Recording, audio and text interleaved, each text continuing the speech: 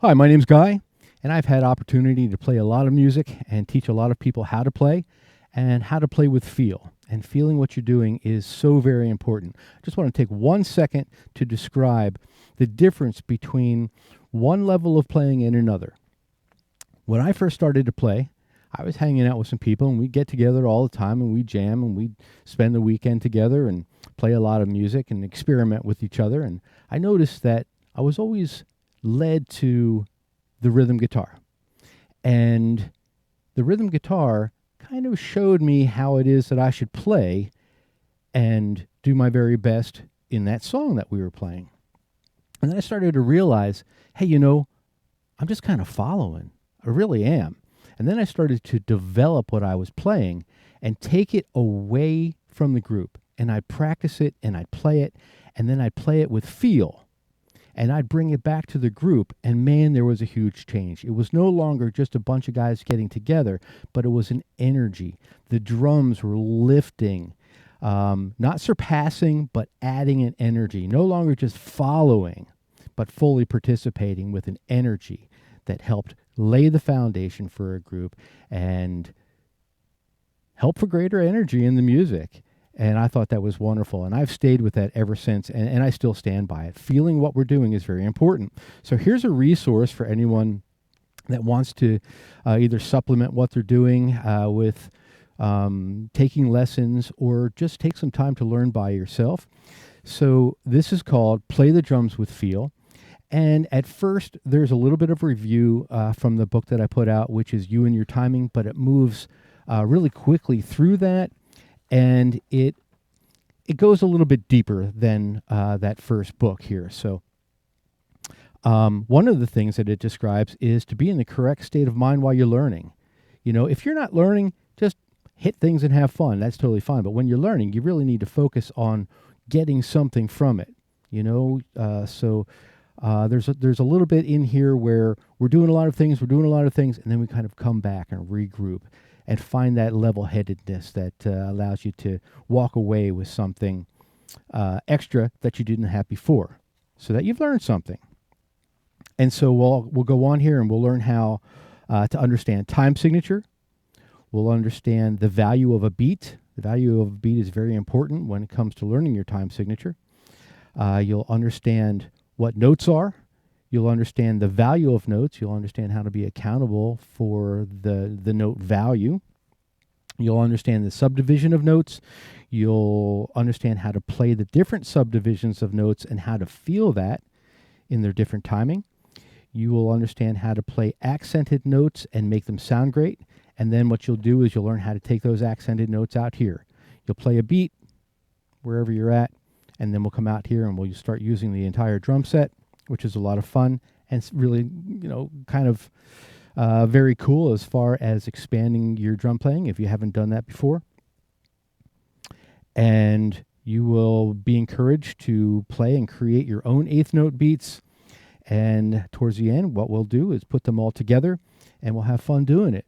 So there are what used to be 2 CDs. Now they're downloadable. But the first CD has 97 tracks with me walking you through everything, helping you feel all the undergirding and how to understand and put all these things together, walking you through to having your own feeling and doing it on your own, which is what it's about. And then again, we move into moving around the drum set.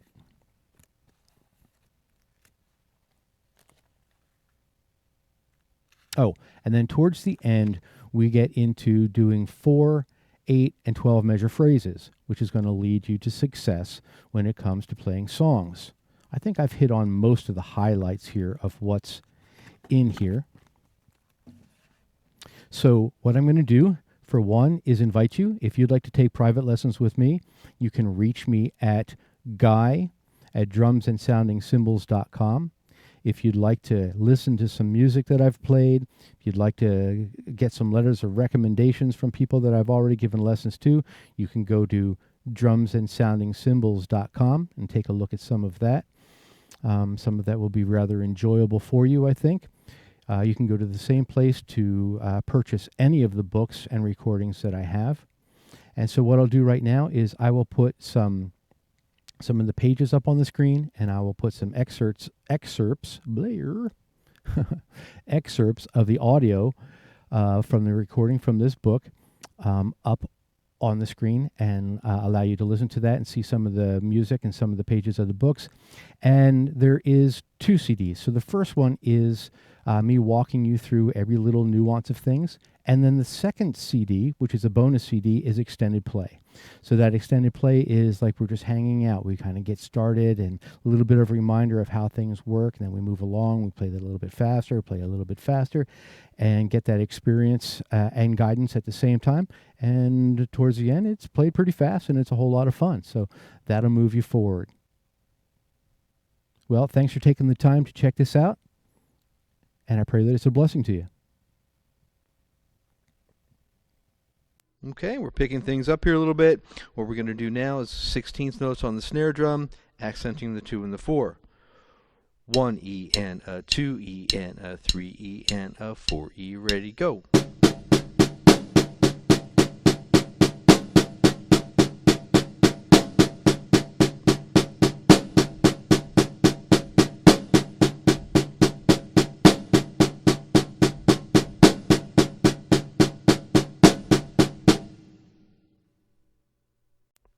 Now we're going to do our 16th notes again, taking the accented 2 and 4 out to the appropriate tom-tom. 1 E and a 2 E and a 3 E and a 4 E. Ready, go.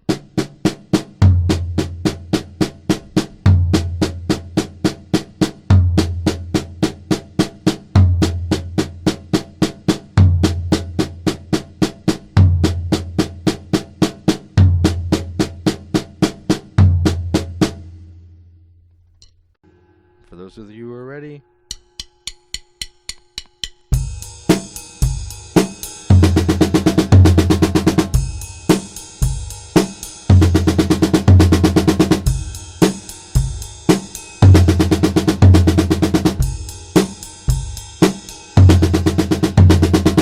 And remember, that's all about just knowing where your hands are going. Very cool.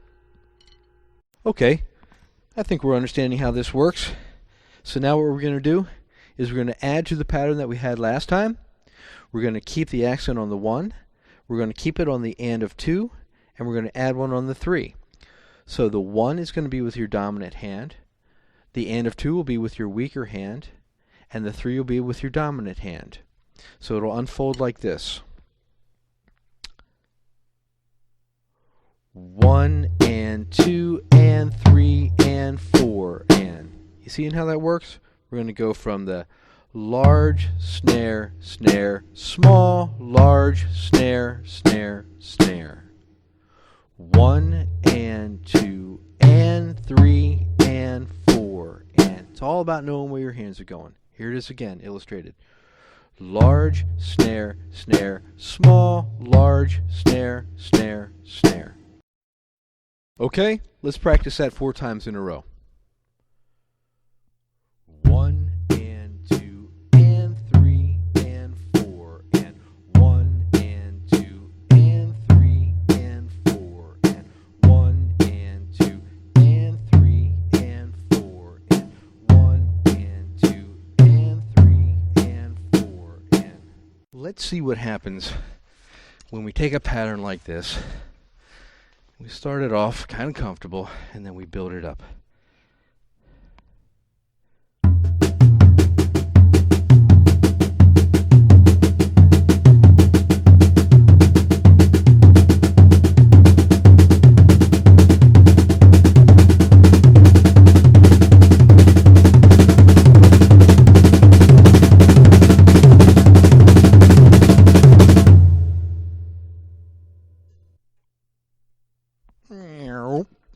Let's get back to our lesson. What we'll do is we'll play that straight beat in front of it, and then we'll go around the drums. This time we're just going to go into it, and we'll do it 4 times in a row. 1 and 2 and 3 and 4 and 1 and 2 and 3 and 4 and 1 and 2 and 3 and 4 and.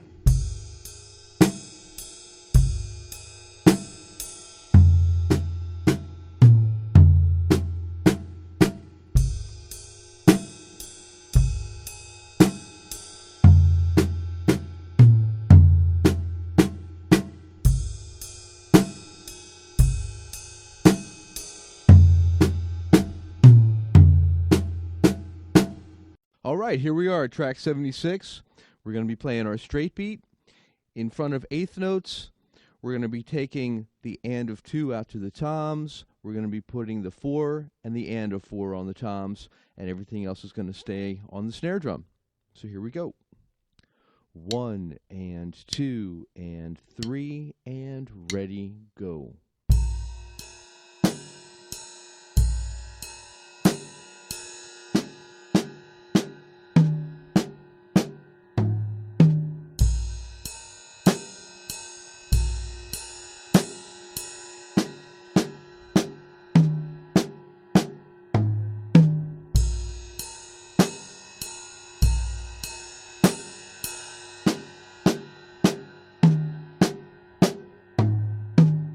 Getting ready to pick it up.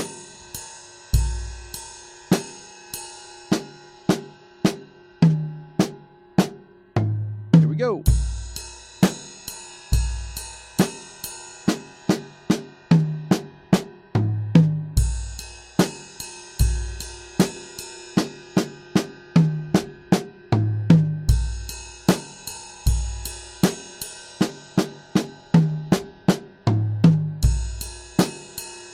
Getting ready to pick it up.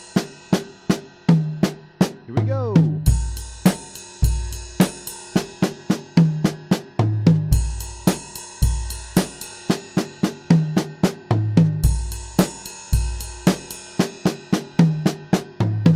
One last time.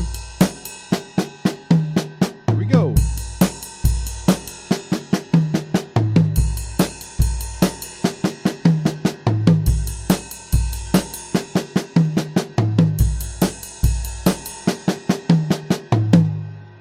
Cool.